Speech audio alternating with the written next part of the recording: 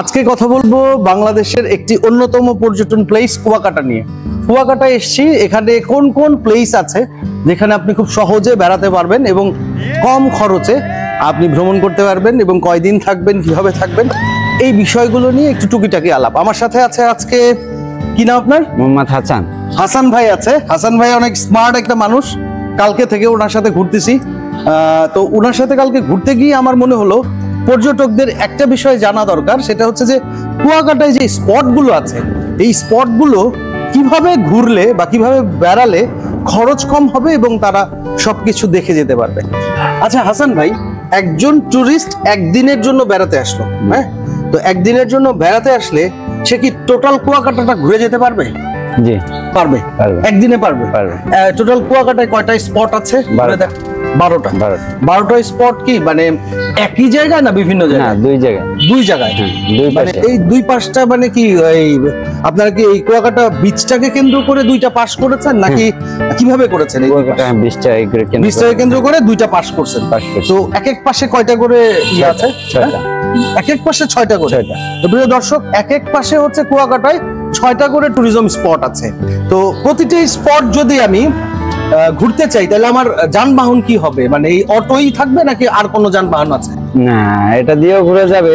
এটা দিয়ে ঘুরলে 4টে স্পট দেখা যাবে না, বাইক দিয়ে ঘুরলে 4টে দেখা যাবে। এটা দিয়ে ঘুরলে 4টা স্পট দেখা যাবে না। 4টা স্পট কেন দেখা যাবে না? এখন বর্তমানে রাস্তা খারাপ, তো এই জন্য দেখা যাবে না। রাস্তায় কাজ চলতেছে, ওই জায়গায় নামা যায় না। ও, তার মানে টোটাল 12টা স্পটের মধ্যে যদি আপনি অটো দিয়ে ঘুরেন 4টা স্পট আপনি দেখতে পারবেন না এই মুহূর্তে আসলে, কারণ হচ্ছে যে রাস্তা কাটা। আর বাকি 8টা স্পট আপনি দেখতে পারবেন, তাই তো? আচ্ছা, তাহলে একদিনের জন্য যদি আমি ভ্রমণ করি সেই ক্ষেত্রে এই অটো দিয়ে আমি 8টা স্পট দেখে ফেলতে পারবো? কিভাবে দেখবো? এই পাশে দেখতে হবে 4টা, লেবুর বনের সাইডে, আর লাল কাঁকড়ার চর ওদিকে যাইতে হবে, কাউয়ার চর যাইতে হবে। একটা পাশকে আপনারা বলতেছেন লেবুর চর, লেবুর চর, আর একটা পাশকে বলতেছেন কাউয়ার চর। এই লেবুর চরে আছে 6টা স্পট। তার মধ্যে লেবুর চর যদি আমি যাই তাহলে কয়টা স্পট আমি দেখতে পারবো না অটোতে গেলে? 6টাই দেখতে পারবেন। লেবুর চর গেলে 6টাই দেখতে পারবো। আর কাঁকড়া স্পটে গেলে? ওইটা গেলে আপনার যে 4টে দেখা যাবে। 4টা দেখা যাবে, তাহলে তো 2টা বাদ পড়লো। হ্যাঁ, 2টা বাদ পড়বে। ও আচ্ছা, 4টা না 2টা দেখতে পারবেন না। তাহলে আমাকে বলেন, আমার কেমন সময় লাগবে অটোতে যদি আমি এই টোটাল স্পট গুলো দেখি? টোটাল স্পট গুলো দেখতে মোটামুটি ঘন্টা 4-5 লাগবে। ঘন্টা 4-5। আর এই অটোতে কয়জন চড়তে পারবে?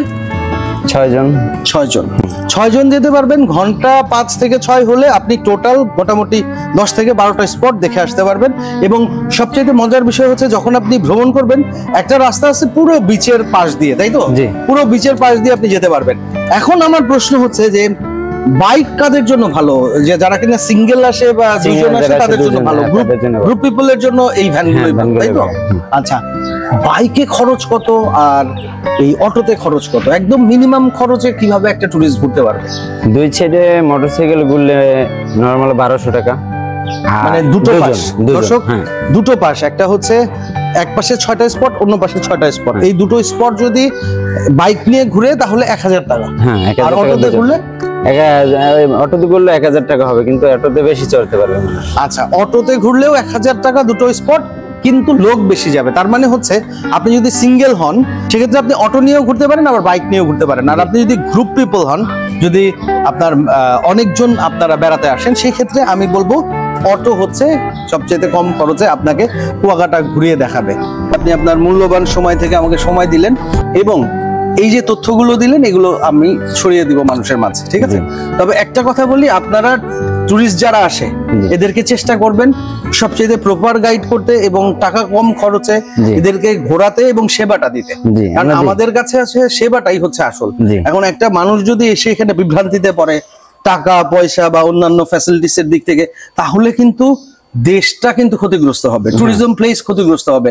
আর বিদেশিরা যদি আসে অবশ্যই চেষ্টা করবেন তাদেরকে সর্বোচ্চ ভালো সেবাটা, ঠিক আছে? কারণ তারা আমাদের দেশের কৃষ্টি কালচার, এই ঐতিহ্য দেখতে আসে। তো মানুষের সেবাটাও কিন্তু একটা মানে বড় ধরনের হসপিটালিটি বা ট্যুরিজমের একটা অংশ।